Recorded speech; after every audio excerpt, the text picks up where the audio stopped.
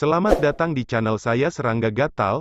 Jangan lupa di subrek, like and share. Mimin doakan semoga kita sehat semua. Oke, kita mulai. Matahari sore menyinari halaman yang hangat dan nyaman. Suyi sedang duduk di kursi bambu, mengikat seikat anyaman hijau. Halaman telah dibersihkan secara menyeluruh dan luas dan bersih. Kukuan juga dengan hati-hati menambahkan selimut, tempat tidur dan barang-barang lainnya, dan memperbaiki perbatasan sayuran dan pergola. 3 dokter termasuk Wu Guangbin telah kembali ke Xinhuang Medical Center untuk konsultasi. Suyi, penjaga toko, yang merasa nyaman. Saudara Su, untuk apa ayam jantan ini? Tidak jauh dari situ, Huang Qianjun dengan bosannya menggoda seekor ayam jantan yang baru saja dibelinya. Burung ini sangat ganas, dengan cakar dan paruh yang tajam, berjalan seperti angin, dan bernyanyi dengan keras. Huang Ganjun membawa lebih dari 10 pelayan bersama, dan hampir menggali pasar kota 3 kaki, hanya untuk menemukan ayam besar yang agung. Bunuh, biarkan darah. Suyi dengan santai memerintahkan. Setelah melalui kejadian hari ini, dia tiba-tiba menemukan bahwa tidak buruk untuk memiliki tugas di sisinya, yang dapat menghemat banyak waktu dan energi. Oke. Huang Qianjun mengeluarkan pisau pendek dari pinggangnya dan mulai bekerja. Tidak lama kemudian, dia membawa semangkuk darah ayam merah cerah ke Suyi. Oke, itu bukan urusanmu, kamu bisa pulang. Suyi mengambil seikat batang anyaman dan mencelupkan ujung pohon willow ke dalam mangkuk berisi darah ayam. Huang Qianjun ragu-ragu, Saudara Su, menurut pendapat saya, semua orang yang bekerja untuk Wen Changqing di pusat medis Xinhuang diusir oleh Anda. Jika Wen Changqing tahu, dia pasti tidak akan menyerah. Ayah untuk memperingatkan Wen Changqing. Suyi meliriknya dan berkata, jika Anda tertarik, pergi dan cari tahu untuk saya, siapa yang terbaik dalam melemparkan senjata di kota Guangling.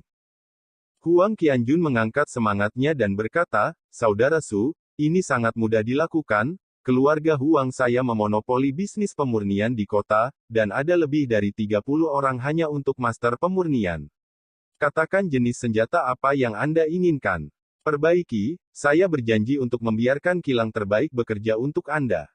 Suyi kemudian menyadari bahwa 3 klan di kota Guangling, keluarga Wen memonopoli bisnis herbal, keluarga Li memonopoli bisnis gandum, dan keluarga Huang memonopoli bisnis pemurnian. Aku berencana untuk menempa pedang, kata Suyi. Huang Qianjun tiba-tiba tersenyum dan berkata, melempar pedang. Lalu pergilah ke Wang Tianyang, cara Wang Lao membuat pedang adalah suatu keharusan di kota Guangling. Mintalah pedang yang bagus pada lelaki tua itu. Suyi mengangguk dan berkata, kamu datang ke sini besok pagi dan bawa aku menemuinya. Huang Qianjun langsung setuju dan berkata, Saudara Su, apakah ada hal lain? Dia sangat antusias dalam hal melayani Suyi. Pulang ke rumah. Suyi melambaikan tangannya. Kakak Su, kalau begitu aku akan kembali besok. Huang Qianjun memberi hormat dan pergi. Dia sangat menarik, dan jika dia tetap di sisi Suyi sepanjang waktu, dia juga akan memancing kekesalan pihak lain. Seperti ketika dia biasa pergi ke rumah bordil, hal yang paling menjengkelkan adalah pengawal yang dikirim ayahnya kepadanya. Setelah merendam anyaman yang diikat ke dalam darah ayam jantan, Suyi mengambil pisau lain dan memotongnya di atas kayu persik hijau setinggi 3 kaki. Saat serpihan kayu halus terkelupas, pedang mahoni segera terbentuk. Setelah itu, Suyi bangkit dari kursi bambu, mengangkat pedang kayu persik di depannya dan melihatnya, lalu mengangguk puas. Tunggu saja malam ini. Suyi mengayunkan pedang kayu persik dengan santai, dan melirik anyaman hijau yang direndam dalam darah ayam jago. Tatapan bergeser dan jatuh pada pohon belalang tua tidak jauh dari halaman. Belalang, hantu di hutan. Pohon ini adalah yin, dan kemungkinan besar menarik hantu dan kejahatan untuk menjadi parasit di atasnya. Sumur ini jelas diblokir, jadi sepertinya seseorang telah memperhatikan bahwa ada masalah dengan sumur ini. Tapi tidak ada yang memberitahuku ini. Suyi berpikir. Sang penulis. Kediaman Wen Changqing. Ayah, baru saja mendapat kabar, bahwa Dewa Suyi mengambil alih bisnis pusat medis Xinhuang pada hari pertama, dan mengusir semua pelayan keluarga kita. Ini bukan untuk memukuli keluarga kita. Wajah, kata Wen Jiyuan dengan marah. Aku tidak menyangka sampah ini begitu kejam. Wen Changqing mengerutkan kening dan berkata, di mana dia sekarang? Wen Jiyuan berkata, dikatakan bahwa dia menetap di rumah berhantu di belakang Xinghuang Medical Center. Hah? Kenapa ini? Wen Jiyuan terkejut. Wen Changqing mengenang, 9 tahun yang lalu, ada insiden tragis di rumah berhantu itu, dan seorang dokter serta 2 apoteker yang tinggal di dalamnya semuanya meninggal tiba-tiba dan dengan kejam dalam semalam. Insiden ini telah menyebabkan kegemparan di kota, dan secara serius mempengaruhi bisnis pusat medis Xinghuang kami. Saya menghabiskan banyak uang untuk menyewa seorang pendeta Tao pengembara yang terkenal. Nama orang ini adalah Wu Ruokyu. Ketika dia memasuki rumah hantu, dia berkata bahwa ada hantu jahat yang menempel di sumur di sebelah pohon belalang tua. Menurut pernyataan Wu Daoshi, kecuali kamu memiliki kultivasi tingkat master, tidak ada yang bisa turun ke hantu itu. Mendengar ini, Wen Jiyuan terkejut dan berkata, apa yang terjadi kemudian? Wen Changqing berkata, Wu Taois meminta saya untuk menempa sejumlah rantai, dan menyegel sumur dengan teknik rahasia Kimen, mengatakan bahwa selama orang yang hidup tidak tinggal di halaman itu, hantu lainnya tidak akan pernah muncul lagi. Wen Jiyuan mendengar ini dan tiba-tiba mengerti, jadi, selama Suyi tinggal di rumah berhantu malam ini, dia pasti akan mati. Wen Changqing tertawa, seharusnya seperti ini, tahun ini, aku tidak mengerti mengapa wanita tua itu bersikeras bahwa Ling Zhao menikahi Suyi ini. Tapi tidak peduli apa, jika Suyi adalah ini mati adalah hal yang baik untuk Wen kita. Keluarga. Wen Jiyuan mengangguk lagi, dan berkata, ya, sekarang sepupu Ling Zhao akan menjadi murid utama. Bagaimana identitas seperti itu dapat dicocokkan dengan sampah Suyi? Dia hanya perlu mati, kan sepupu Ling Zhao juga seorang hal baik. Ekspresi Wen Changqing tiba-tiba menjadi serius, dan berkata, masalah ini tidak boleh diungkapkan kepada orang lain, atau memberitahu orang lain. Kami tahu bahwa ada masalah dengan rumah hantu, dan kami masih tidak mengingatkan Suyi, itu tidak bisa dihindari. Akan sedikit merepotkan. Wen Jiyuan tersenyum dan setuju, saya mengerti, ini menyebutnya bunuh diri. Apakah Anda benar-benar berpikir bahwa pusat medis Xinghuang sangat mudah didapat? Omong-omong, seharusnya orang yang membunuhnya Suyi. Ibu mertuanya Qin King benar. Wen Changqing memarahi, jangan sombong, itu bibi ketigamu dan ibu Ling Zhao, ingatlah untuk menunjukkan rasa hormat di masa depan. Wen Jiyuan mengangguk tidak setuju. Malam turun.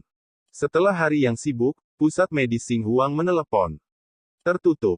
Di halaman, Suyi sedang duduk sendirian di kamar, bernapas dan bermeditasi, dengan qi dan darah beredar di seluruh tubuhnya, terus-menerus meremas fascia seluruh tubuhnya. Ini adalah tingkat ketiga dari penguatan tendon di alam yang menggerakkan darah. Yang disebut penguatan urat adalah menggunakan qi dan darah untuk meredam fascia seluruh tubuh, membuatnya sekuat tali busur dan selembut kapas, sehingga tubuh menjadi sefleksibel kucing luwak.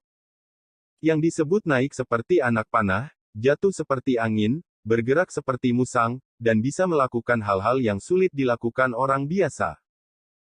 Inti dari semua ini terletak pada penguatan urat. Setelah fascia ditempa, kekuatan seluruh tubuh juga akan meroket. Dalam kultivasi alam yang menggerakkan darah, telah diakui sejak zaman kuno bahwa, mudah untuk menghaluskan kulit dan daging, tetapi otot dan tulang yang sulit. Untuk waktu yang lama, Suyi bangun dari meditasi dan minum secangkir teh ginseng yang sudah disiapkan, merasakan kekuatan mendidih di seluruh tubuh, dia tidak bisa tidak menantikan tindakannya malam ini. Sejak reinkarnasinya, dia belum benar-benar bertarung dalam arti sebenarnya. Siapa sangka lawan pertama bisa jadi hantu. Selanjutnya, Suyi mengambil anyaman dan pedang kayu persik yang dibundel, berjalan keluar dari ruangan, memindahkan kursi bambu, dan duduk dengan santai di depan tangga batu. Pedang kayu persik disandarkan ke sisi kursi bambu oleh Suyi. Ketika dia benar-benar membutuhkan pedang, itu berarti dia harus nyata. Jika kamu berubah ke alam penggerak darah lainnya, bahkan jika kamu bertemu hantu biasa, aku khawatir mereka tidak akan menjadi lawanmu. Namun, aku bertengkar dengan Kaisar Hantu Siming di kehidupanku sebelumnya. Beri aku, Sura Sutra, dari 10 arah, dikatakan sebagai kitab suci Tao tertinggi di mata hantu Sui. Sui duduk di sana, pikirannya melayang. Angin malam bertiup, dan langit semakin gelap. Saat itu hampir pagi, lampu di jalan-jalan kota Guangling telah padam satu demi satu, dan kegelapan seperti air pasang, menenggelamkan bumi. Seluruh kota tampaknya telah tenang dari yang ramai dan tertidur, hanya sesekali gonggongan anjing yang datang dari jauh. Langit mendung malam ini, menutupi bintang-bintang. Di halaman tempat Sui berada, hanya lilin di ruangan itu yang berkedip-kedip, dan tampak redup dan redup melalui kertas jendela. Dia memegang anyaman di tangannya dan duduk dengan tenang di kegelapan malam. Dia tidak sabar atau tidak sabar, tenang dan damai. Hanya pada sepasang mata itu, ada sedikit antisipasi. Tiba-tiba, di atas pohon belalang tua di halaman, ranting-rantingnya bergoyang, dedaunannya bergemerisik, dan di malam hari seperti suara bisikan. Udara tiba-tiba menjadi dingin, seperti musim dingin, menusuk sumsum tulang. Ho gelombang. Di tanah, begitu daun belalang jatuh, ia tersapu oleh embusan angin, terbang di malam seperti tinta, seperti bayangan yang tak terhitung jumlahnya menari liar. Jubah Qian Sui terguncang oleh angin. Pupil matanya sedikit menyempit. Ketika embusan angin meniup daun-daun yang jatuh, dia akhirnya bergerak. Tangan kanan diangkat, pergelangan tangan digoyang. Seikat anyaman lembut dengan kilau berwarna darah samar tiba-tiba meregang dan mengikat ke dalam kehampaan. Pop! Renyah seperti guntur, meledak di malam hari. Di malam yang sunyi, sekelompok ujung willow berkelebat seperti cambuk. Ledakan. Dalam kehampaan, sosok samar terhuyung ke belakang, membuat tangisan sedih. Sosok ini mengapung seperti sosok ilusi, dan diselimuti yin qi yang kuat, itu adalah hantu. Itu hanya pukulan, dan dia menjerit kesakitan. Ini benar-benar buruk. Sui sudah lama berdiri. Melihat adegan ini, dia tidak bisa menahan menggelengkan kepalanya, dan antisipasi di matanya juga memudar. Wah gelombang-gelombang, wah gelombang-gelombang. Pohon belalang tua di halaman bergoyang dengan keras, cabang yang tak terhitung jumlahnya menari dengan liar, memicu angin yin seperti hantu dan serigala yang melolong, menyapu daun-daun yang jatuh, dan bersama dengan hantu itu, mereka bergegas menuju Sui lagi. Sui memegang tongkat anyaman di tangannya, seolah-olah memegang cambuk ilahi, bukannya mundur, dia maju dan menembak ke depan. Pop! Suaranya seperti guntur, dan darahnya berkedip. Sebuah anyaman mekar seperti ribuan cambuk. Mata Sui tidak bisa membantu tetapi memiliki sedikit kekecewaan. Anyaman yang dia pegang saat ini baru saja direndam dalam darah ayam jago. Meskipun memiliki efek menahan hantu dan kejahatan, kekuatannya tidak kuat. Tapi siapa sangka hantu ini bisa begitu lemah. Pop! Ketika Sui memikirkannya, dia menyerang lagi. Kali ini, hantu itu tampaknya tidak dapat mendukungnya, dan yin qi yang menyelimuti tubuhnya meledak dengan keras, hanya menyisakan sosok mungil yang jatuh dari kehampaan. Ini adalah hantu. Tuan Abadi menyelamatkan hidupnya, gadis kecil itu tidak pernah membunuh siapapun. Gadis berbaju merah memohon kesakitan, terbaring di tanah terengah-engah. Dia terlihat sangat luar biasa, dengan alis yang indah, pusaran buah pir yang dangkal, sedikit lemak bayi di pipinya, dan embrio kecantikan kelas 1. Hanya saja sosoknya ilusi, tidak nyata, menambahkan beberapa aura halus. Sui memegang anyaman di tangannya, menatap ke arah pihak lain, dan menghela nafas, ternyata hanya hantu tingkat rendah. Hantu di dunia dapat secara sederhana dibagi menjadi 4 jenis, hantu, hantu, hantu, dan hantu. Di antara mereka, hantu adalah yang paling lemah dan paling umum. Banyak cerita hantu yang beredar di dunia kebanyakan berhubungan dengan hantu. Di mata Sui, hantu seperti jiwa sisa, jiwa dendam, dan roh jahat yang ada di dunia biasa semuanya dapat diklasifikasikan sebagai hantu. Lagi pula, iklim seperti apa yang bisa dimiliki hantu yang hanya berani berkeliaran di dunia biasa. Hantu yang benar-benar kuat yang berani menjadi raja di dunia latihan. Kamu telah melekat pada pohon belalang tua ini selama bertahun-tahun. Sui bertanya, sekilas, dia bisa melihat bahwa hantu gadis berbaju merah itu tidak ganas dan berdarah, melainkan murni. Artinya pihak lain tidak merugikan siapapun. Kembali ke Immortal Master, itulah yang terjadi. Hantu perempuan berpakaian merah menjawab dengan malu-malu, wajah pucatnya yang cantik penuh dengan kepatuhan dan ketakutan, meringkuk di tanah dan menggigil, memberi orang perasaan yang jelas dan menyedihkan. Tidak, kamu berbohong. Sui mengerutkan kening. 9 tahun lalu, siapa yang membunuh dokter dan 2 apoteker itu? Hantu perempuan berpakaian merah belum menjawab, dan mutasi telah meningkat tajam. Suara mendesing. Tentu ada masalah. Bibir Sui melengkung menjadi lengkungan dingin, dan dia memutar tangannya sesuka hati. Gugus. Anyaman mencuat, lurus seperti pedang. Ledakan. Dalam satu pukulan, cahaya hitam menusuk dengan presisi tinggi. Cahaya hitam bergetar hebat, jatuh ke tanah, berjuang 2 kali, dan kemudian berhenti bergerak. Cacing hantu, ternyata gadget ini. Sui melihat ini, menyadari sesuatu, dan menatap hantu wanita berpakaian merah, siapa yang memperbaiki dan mengendalikan mayat hantu ini. Orang biasa digigit, dan mereka akan mati di tempat dalam beberapa saat. Bagi Sui, cacing mayat bukanlah hal yang perlu ditakuti. Yang benar-benar patut diperhatikan adalah siapa yang memurnikan dan mengendalikan cacing mayat. Ini. Gadis berbaju merah itu ragu-ragu, wajahnya penuh ketakutan, seolah-olah dia tidak berani berbicara. Pada saat ini, mengikuti, sekelompok lampu hitam menyapu, seperti awan gelap, menyapu ke arah Sui. Itu sekelompok hantu. Adegan itu membuat hantu wanita berpakaian merah panik dan putus asa, membenamkan kepalanya di tanah, dan tidak berani melihatnya. Bagaimanapun, itu adalah ratusan hantu dan mayat yang dikirim bersama. Jika itu adalah karakter yang menggerakkan darah, saya takut mereka akan ketakutan setengah mati dan putus asa. Sui hanya mengerutkan kening, ekspresinya acuh tak acuh. Dia mengambil napas dalam-dalam, keberuntungan di sekujur tubuhnya, dan sekelompok tongkat anyaman di tangannya terangkat lurus seperti pedang tajam. Dia mengayunkan lengan bajunya dan melangkah maju, menggunakan anyaman sebagai pedang, dan tiba-tiba berbalik dalam kehampaan. Dalam sekejap, sekelompok anyaman menyapu seperti galaksi, membanjiri bumi dan membersihkan dunia. Saya memiliki pedang untuk menarik galaksi. Ini menghancurkan bumi. Ledakan. Bayangan serangga hitam di langit semuanya hancur dalam satu pedang. Suara ledakan padat sepertinya terdengar pada saat yang sama, memberi orang perasaan bahwa itu seperti petir, dan kemudian debunya hilang. Ini adalah pertama kalinya sejak kelahiran kembali Sui bahwa dia benar-benar membuat pedang. Ratusan cacing hantu semuanya dibersihkan dan hanyut. Jika Anda tidak bergerak, Anda akan menyembunyikan bagian depan di dalam kotak, dan jika Anda bergerak, Anda akan penuh dengan ketajaman. Ledakan.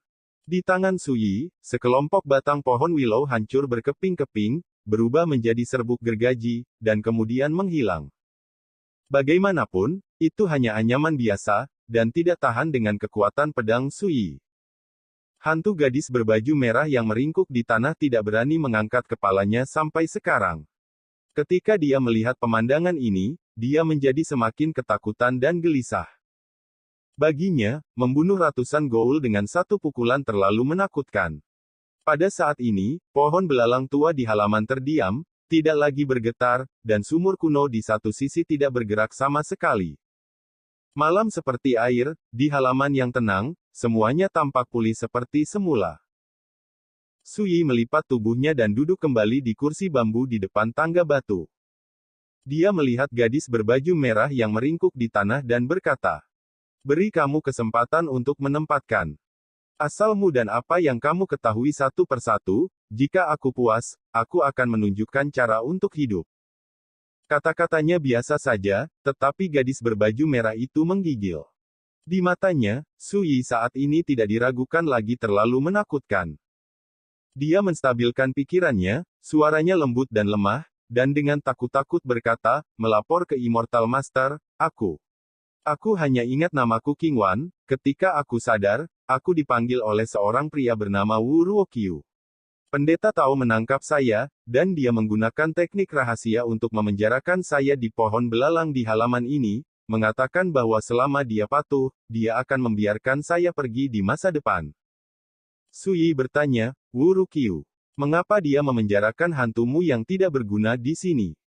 Qingwan menundukkan kepalanya dan berkata dengan nada pahit, dia membuatku menakutkan, mengatakan bahwa selama orang yang hidup muncul di halaman yang ditinggalkan ini, dia akan membiarkanku menakut-nakuti mereka.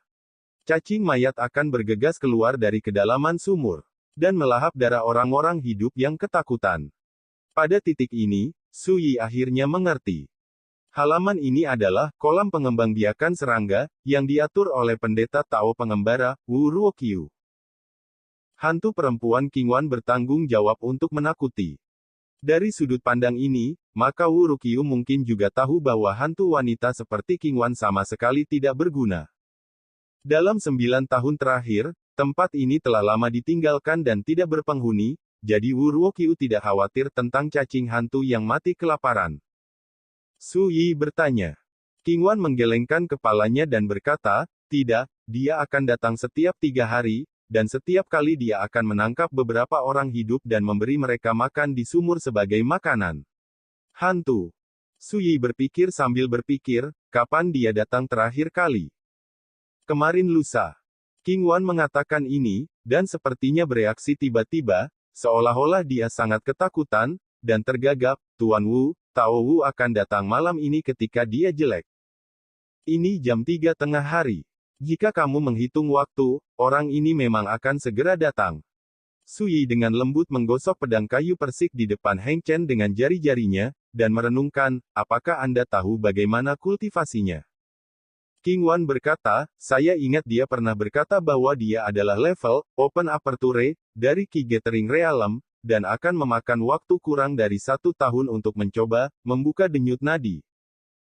Alam pengumpulan Qi adalah alam seni bela diri kedua, dibagi menjadi 3 tingkatan, membuka lubang, membuka nadi, dan mengubah geng, yang sesuai dengan tahap awal, tengah, dan akhir dari alam pengumpulan Qi. Di kota Guangling, dengan basis budidaya Qi Gathering Realm, itu sudah menjadi eksistensi tingkat atas. Seperti penguasa kota Fusan, patriark dari 3 klan utama di Guangling, komandan penjaga istana penguasa kota Nibeihu, dan beberapa tokoh tua dan terkenal di kota, basis kultivasi mereka juga berada di level ini. Itu hanya peran di Qi Gathering Realm dan Aperture level, tapi mudah untuk dihadapi. Suyi menjadi semakin tenang. Setelah memikirkannya sebentar, dia menginstruksikan, kamu kembali ke pohon belalang, dan kamu tidak tahu harus berbuat apa. Setelah aku membersihkan Wu Ruokyu itu, aku akan memutuskan apakah kamu pergi atau tinggal. Terima kasih atas rahmat Tuan Abadi yang tidak membunuh. Suyi tenggelam dalam pikirannya. Dengan kultivasinya yang sukses di tahap pemurnian kulit, kedua dari memindahkan ranah darah, dalam keadaan normal, dia harus berusaha sekuat tenaga untuk membunuh karakter ranah pengumpulan Qi. Tapi kali ini berbeda, lawannya adalah seorang kultivator jahat, pandai dalam sihir hantu yang ganas. Untuk berjaga-jaga, lebih baik berhati-hati. Sepertinya aku akan mengungkapkan sedikit kartu truf kali ini. Berbaring di kursi bambu, Suyi menunggu dengan tenang. Sekian dulu update-annya, tunggu lanjutannya di channel saya Serangga Gatal, di subscribe ya guys. Terima kasih.